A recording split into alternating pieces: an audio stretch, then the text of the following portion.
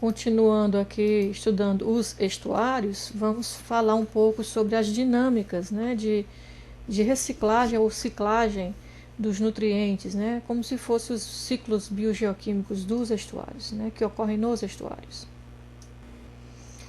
Os principais processos de mistura, né, como que esses nutrientes ou essas espécies químicas e biológicas que vêm com naturezas diferentes e de cantos diferentes, por exemplo, a água do rio traz muito nutriente inorgânico dissolvido e matéria orgânica, enquanto que a água do mar traz oxigênio e traz íons metálicos. Como é que eles se misturam e como que esses processos entram em todo o ciclo biogeoquímico que acontece dentro dos ecossistemas chamados de estuários. Então, olha, os principais vias de transporte de entrada e de saída, né? Os processos internos e de transformação. O que é que a gente tem? O rio, ó, traz um monte de nutrientes e de matéria orgânica. O fitoplâncton vai fazer com que haja assimilação desses nutrientes, né? Tem muita luz sempre entrando aqui, né? Principalmente a latitude onde eles acontecem é da latitude equatorial até a latitude ali temperada, né? Especialmente os mangues, então tem muita luz sempre. A produção de biomassa, que faz a assimilação desses nutrientes.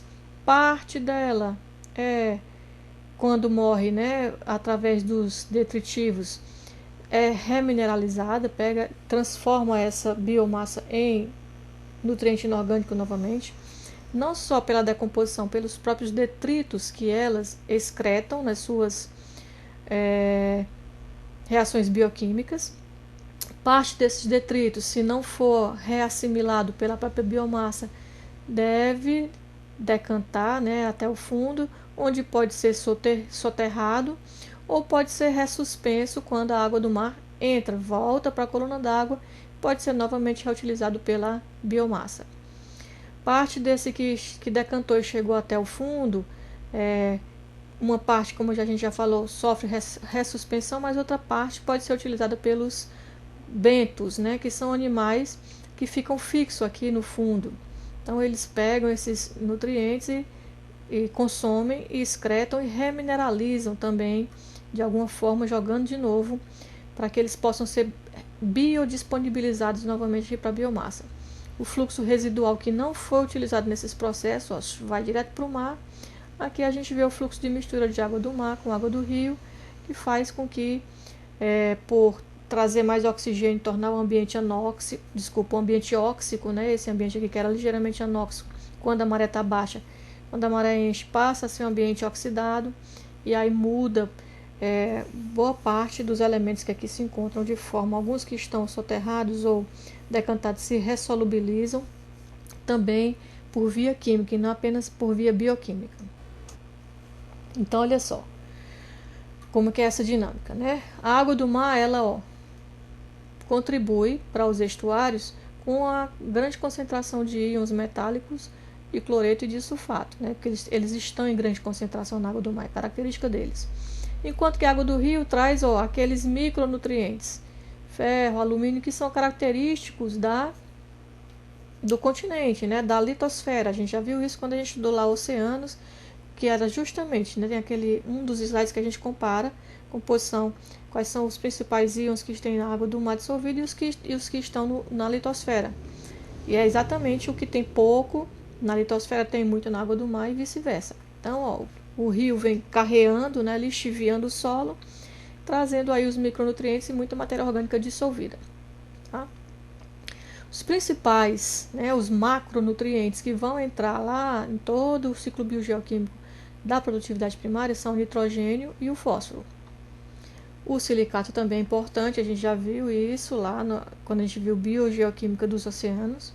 É semelhante ao que acontece aqui, mas ele vai ser importante especialmente em ambientes onde tem grandes populações de diatomáceas, que são aquelas que usam o silicato para fazer as suas carapaças, dos seus esqueletos. Então, né, já falamos, nitrogênio e fósforo são os elementos principais. O nitrogênio é o biolimitante, né? Então são importantíssimos para o metabolismo desses ecossistemas. A principal entrada de nitrogênio é por deposição seca ou úmida, já que a gente tem muito nitrogênio na atmosfera, mesmo em processos naturais, né? A gente viu que parte do nitrogênio, pelos raios, né, consegue energia suficiente para deixar de ser N2, que é inerte, para passar para os seus óxidos de nitrogênio. E aí, quando ele tanto pode ter decantação seca, simplesmente por difusão, como também por úmida quando chove, que a água da chuva lava, né, vamos dizer assim, a atmosfera e traz para a bacia de drenagem, chega nos rios. Material orgânico e inorgânico de origem alóctone, ou seja, que vem de outras origens, né,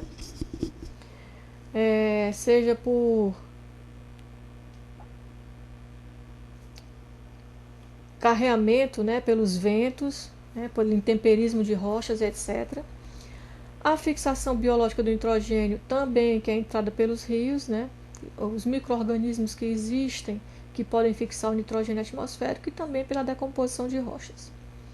Essas aqui são as principais entradas de nitrogênio. Tá? De fósforo é principalmente desde lá do ciclo biogeoquímico do fósforo que a gente viu, que é um ciclo sedimentar. Então, a principal fonte são as rochas que vêm por intemperismo, vão sendo quebradas e transportadas por vento e por chuva até chegar nos estuários. Tá?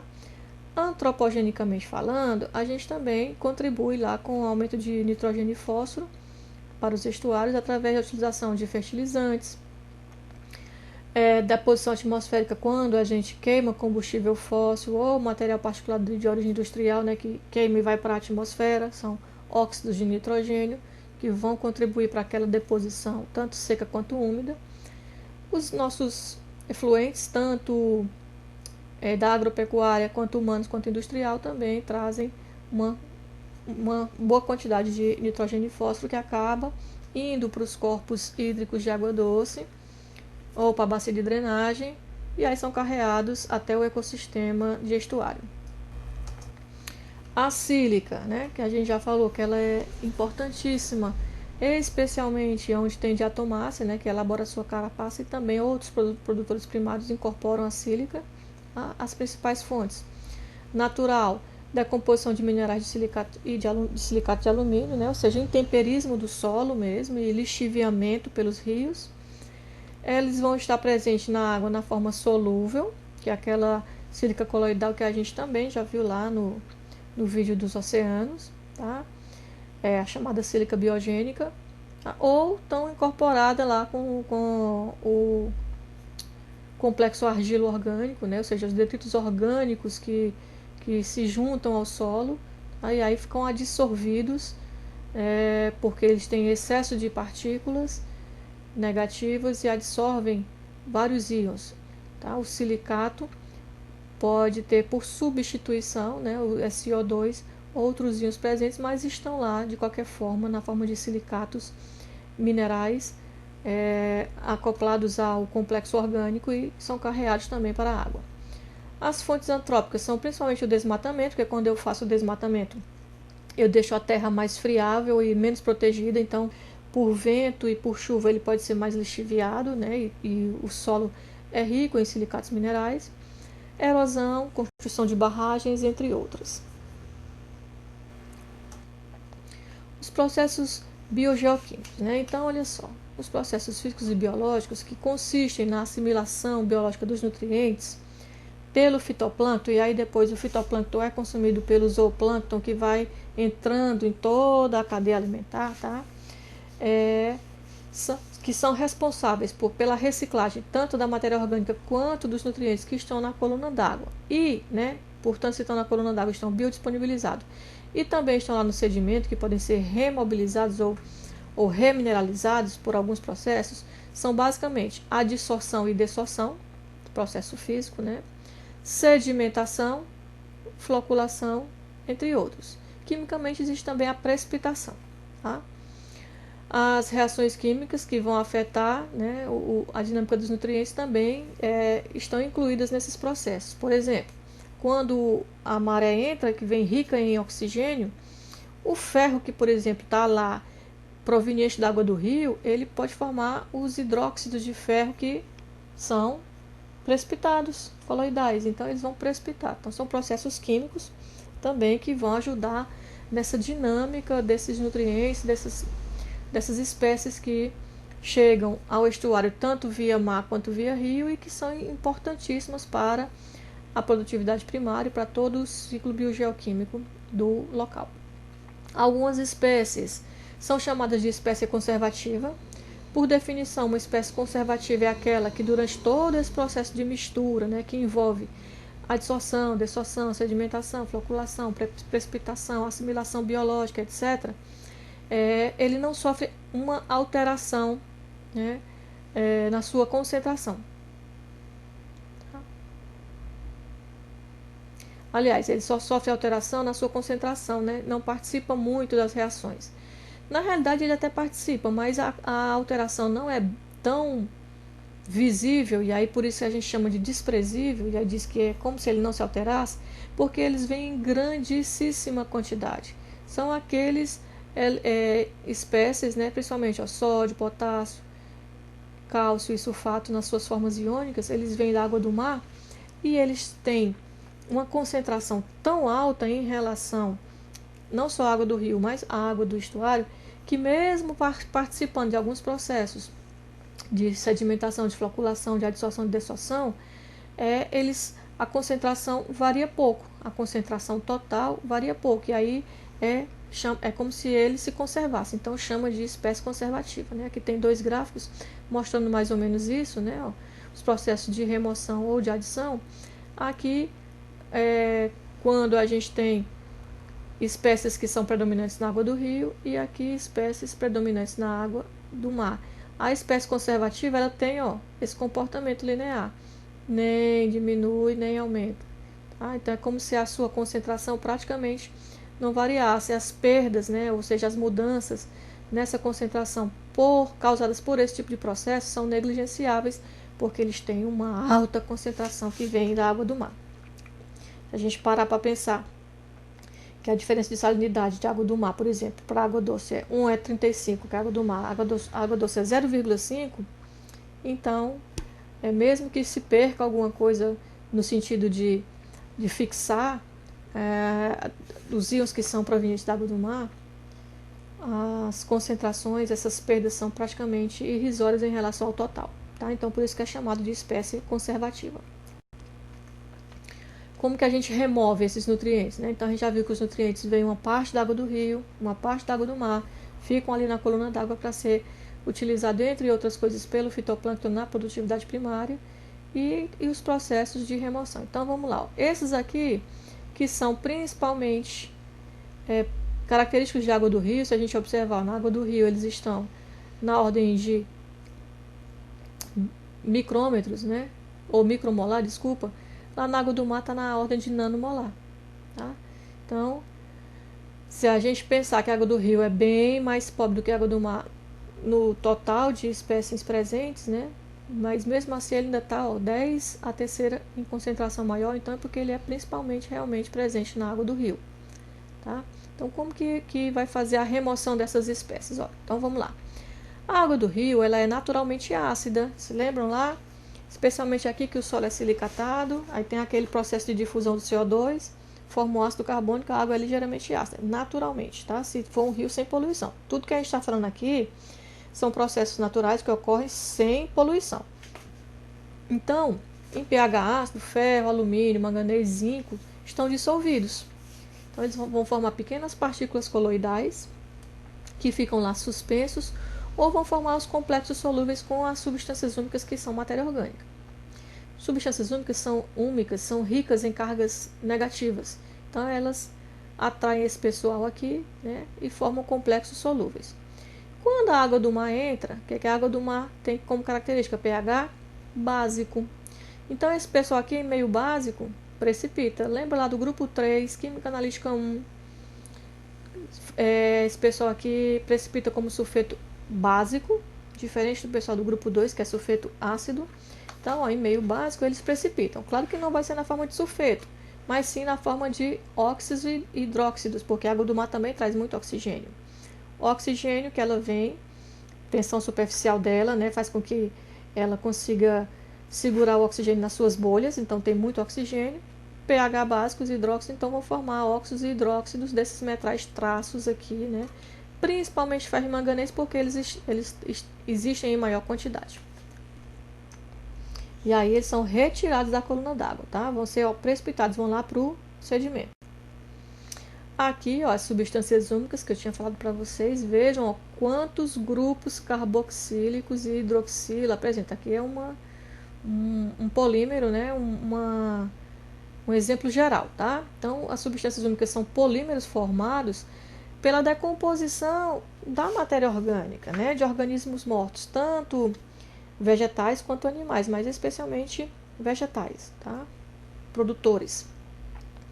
E aí, ó, elas vão servir para o fitoplâncton como estruturas para a síntese, ó, de carboidratos, proteínas, lipídios, etc. E elas também, por terem um monte de grupos carboxílicos e hidroxílicos, elas perdem, né, nesses processos de decomposição, esses H+ aqui, e vão ficar negativos. Então, vão atrair os cátions que vêm tanto da água do rio quanto da água do mar. E aí formam aqueles complexos solúveis. Então, ó, agora em relação ao sedimento, né? Então, o sedimento, a gente viu que o sedimento no vídeo anterior, que o sedimento dos mangues são lodosos, porque tem muito intemperismo por conta da energia do ambiente. Então, na realidade, formam minerais de argila, que o grão é bem pequenininho. Esses minerais de argila, quando a gente for estudar a formação do solo, a gente vai ver que eles vão trocando aqueles silicatos, né, do SO2 por íons como ferro, como alumínio, e aí vai sobrando cargas negativas. Então, eles são ricos em cargas negativas, são superfícies carregadas negativamente, que se acoplam perfeitamente, né, pelo tamanho do grão aos compostos orgânicos, aos grupos orgânicos lá das substâncias úmicas e fúvicas, que a gente viu também que são ricos em cargas negativas pela perda do hidrogênio, tanto dos grupamentos carboxílicos quanto hidroxílicos. E aí, de modo que a carga residual desse complexo argilo-orgânico é negativa. Como todos têm carga negativa, está aqui, ó, as partículas todas com cargas negativas, elas sofrem repulsão, elas repulsam umas às outras. Mais ou menos como acontece lá no movimento browniano, quando a gente estudou suspensões coloidais também, ainda na química analítica 1. Tá? Isso faz com que eles não precipitem, eles fiquem em suspensão. Porém, quando chega lá a água do rio, ó, com o pessoal, ferro, alumínio, são cátions. Eles são atraídos eletrostaticamente por esse pessoal, né? E ficam aqui presos. Quando chega a água do mar é riquíssima, né? Uma quantidade enorme de íons metálicos. Não ferro, alumínio, cobre, etc. Zinco, né? Mas cálcio, sódio, potássio, né? Uma quantidade muito maior do que essa quantidade que existe na água do rio, tá? Isso vai fazer com que, como eu tenho íons positivos, eles vão trocar e vão, ó, neutralizar essas partículas negativas do sedimento, vai fazer com que elas se aglomerem e floculem. E aí vão precipitar. Se lembram lá da formação de precipitados, que um dos processos é a floculação? Então, ó, metais e nutrientes vão coprecipitar ou vão ser adsorvidos no sedimento e vão sedimentar. Essa região onde acontece esse primeiro contato, essa mistura, tá todo mundo em suspensão, tá chegando e aí tá precipitando, aí a maré se mexe e remobiliza, é uma região de turbidez máxima. Mas depois que passa dessa região, né, que o pessoal vai precipitando, vai decantando, o sedimento, ó, passa, né, posteriormente a ser um depósito de metais. Quando a maré desce, ela leva o que tiver na coluna d'água. Quando ela volta, que ela vem com muita força, está subindo, ela remobiliza esse sedimento e joga tudo de novo para a coluna d'água para começar todo o processo novamente, tá?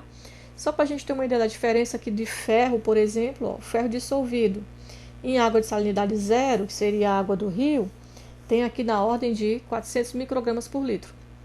Já em água de salinidade 10, ó, ali na cabeceira do estuário, ele já passa para 50 microgramas. Por quê? Porque, ó, ele fez esse processo, ficou aqui adsorvido nas partículas negativas do solo, neutralizou e precipitou, né, na forma de óxidos e hidróxidos dos complexos argilo-orgânicos. Então vai diminuindo, à medida que a salinidade vai aumentando, né, por conta disso, dessa entrada da água do mar e uma grande carga de íons, principalmente sódio e potássio, vai diminuindo a concentração desse pessoal, que vai ou sendo depositado no sedimento, ou sendo assimilado pelos animais bênticos, ou sendo utilizado pelo fitoplâncton. Então, continuando aqui, ó, como é que a gente a gente viu ali a remoção de íons metálicos, né? Mas a remoção de fósforo, de nitrogênio e de silício, como é que é feita? Tá? Feita basicamente por dois processos, os processos biogênicos e os não biogênicos. Biogênico sempre vai ser a assimilação pelo fitoplâncton. Ele usa tanto os macro quanto os micronutrientes inorgânicos para transformar em célula vegetal, né, em matéria orgânica, que vai servir de alimento para os consumidores. A remoção abiogênica, ó, pela dissorção do ferro lá naquele argilo, né, complexo argilo orgânico, ferro-alumínio, o material particulado em suspensão, óxidos e hidróxidos de sedimento. Então, vai ser a dissorção, né? O fósforo vai estar dissolvido ao ferro, ao alumínio, ao material particulado, e aquelas partículas de sedimento, o complexo argilo-orgânico. Nitrogênio do mesmo jeito, né? A remoção pode ser pela denitrificação, que a gente viu lá esse processo no ciclo biogeoquímico do nitrogênio, né? Que a gente perde o nitrogênio por redução do nitrato até chegar em N2, ou também pode ser retirado biogenicamente pelo fitoplâncton. Aqui são organismos específicos que causam essa denitrificação, e aqui é aquela reaçãozinha da produtividade primária. O silício também tem remoção biogênica pela assimilação do fitoplâncton e a biogênica por sedimentação. Característica aqui dos estuários em relação à produtividade primária. A produtividade primária nos estuários é elevadíssima, porque a gente tem aporte de nutrientes que vem dos rios, dissolução desses nutrientes que estão precipitados quando a maré sobe, que remobiliza esse pessoal e traz oxigênio, né? Sempre tem luz pela própria localização dos estuários, né, em termos de latitude.